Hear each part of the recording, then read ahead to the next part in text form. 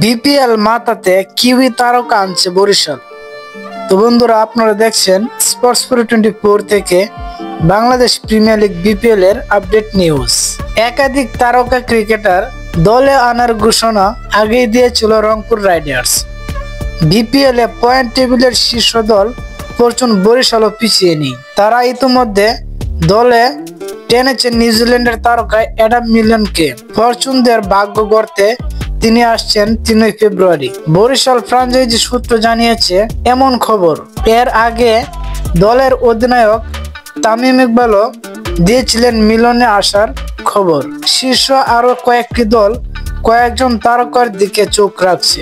রংপুরকে সরিয়ে শীর্ষ দখলের পর নতুন সাইনিং ইস্যুতে তামিম বলেন, আমরা একটা সাইনিং করেছি অ্যাডাম মিলনে, ফাস্ট বোলার নিউজিল্যান্ড থেকে।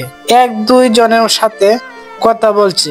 সমস্যা হলো ওরা যেদিন ফ্রি হবে আস্তে আস্তে 3 তারিখ বিকাল 5টা বেজে যাবে।